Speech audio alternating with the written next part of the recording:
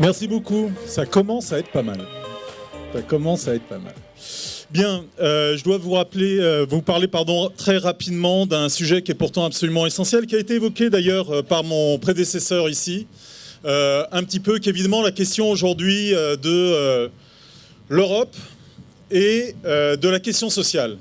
Je suis député européen et je travaille sur les questions sociales au niveau européen et de plus en plus, pour beaucoup d'entre vous, pour beaucoup de citoyens européens, ça apparaît comme un paradoxe. N'y a-t-il pas pire ennemi aujourd'hui pour les droits sociaux, pour faire en sorte de lutter contre la concurrence entre les travailleurs? N'y a-t-il pas pire ennemi aujourd'hui que l'Europe? Et c'est de ça dont je voulais vous parler parce que c'est un sujet compliqué, c'est un sujet qu'on aborde mal, je trouve, parfois en France. Et je voulais vous dire quel était mon témoignage subjectif aujourd'hui sur ces sujets. La première chose que je voudrais vous dire, c'est la suivante. C'est que moi, j'en ai plus qu'assez.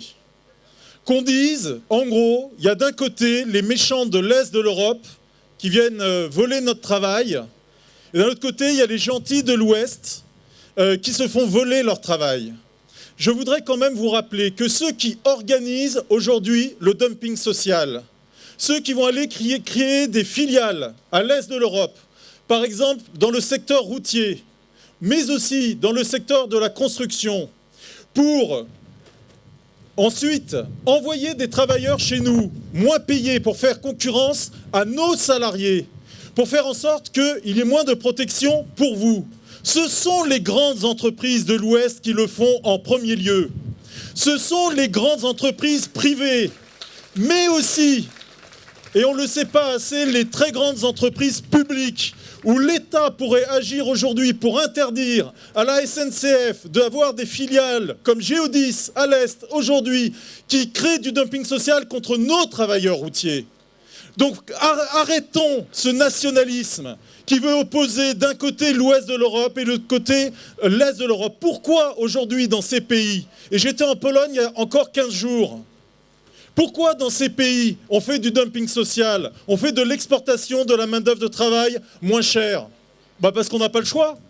Parce que tout simplement, les politiques économiques au niveau européen aujourd'hui, ou plutôt les non-politiques économiques au niveau européen aujourd'hui, le fait qu'il n'y ait pas d'investissement qui permettent de faire en sorte que les pays soient de plus en plus, vers la convergence, c'est-à-dire qu'ils se ressemblent de plus en plus, mais au contraire que ces pays aujourd'hui se différencient, où il y a à l'Est et au Sud de l'Europe de plus en plus d'inégalités par rapport au centre, qu'est-ce qui se passe? Évidemment, ils n'ont pas le choix, et ils disent tant qu'on n'aura pas fini cette austérité, tant qu'on n'aura pas mis fin à cette politique absurde où on gèle les budgets publics et on met en concurrence les États-nations, les salariés, les populations entre eux, nous, on n'aura pas le choix pour essayer de faire travailler nos populations que de continuer à faire du dumping social. Et comme en plus vos grands patrons, ils sont d'accord avec ça et ils aiment utiliser le dumping social, on va franchement pas se priver.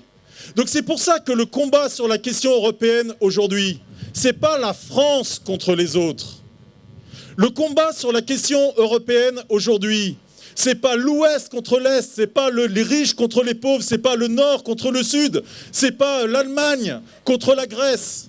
Le combat aujourd'hui sur la question européenne pour assurer nos droits sociaux, c'est le combat de l'ensemble de ceux qui travaillent face à ceux qui organisent pour leur intérêt à eux cette lutte entre nous, de tous contre tous, des salariés les uns contre les autres, des PME les unes contre les autres, du petit artisan français contre le petit artisan polonais. Voilà pourquoi il faut se battre aujourd'hui sur la question de l'Europe sociale. Mais voilà pourquoi il n'y aura pas, et je suis désolé de le dire, d'Europe sociale s'il n'y a pas une vraie Europe économique qui rompt avec l'austérité, qui rompt avec cette absurde fable aujourd'hui des dettes publiques, qui met l'investissement au profit de ceux qui sont les plus fragiles, des zones les plus défavorisées. Et il n'y aura pas d'Europe si elle n'est pas contrôlée par les peuples, si on ne démocratise pas la zone euro, si on ne fait pas en sorte que vous soyez représentés, que les salariés soient entendus, que le mouvement syndical soit entendu, que les ONG puissent peser enfin contre les lobbies qui nous asphyxient. Voilà le sens du combat que nous devons mener. Il n'y a pas d'un côté les sociaux anti-européens et de l'autre côté les Européens libéraux. Non! Il y a d'un côté ceux qui veulent la justice sociale en Europe et qui se battront et s'organiseront pour, et de l'autre côté ceux qui veulent défendre leurs intérêts. Aujourd'hui, ils disent qu'ils sont pour l'Europe. Demain, s'il faut qu'ils deviennent nationalistes pour défendre leur petite part du gâteau, ils le feront. Ils n'ont aucune idéologie, ils n'ont aucun idéal. À nous d'en promouvoir une Europe sociale, démocratique, écologiste. Voilà ce que nous devons construire ensemble. Merci.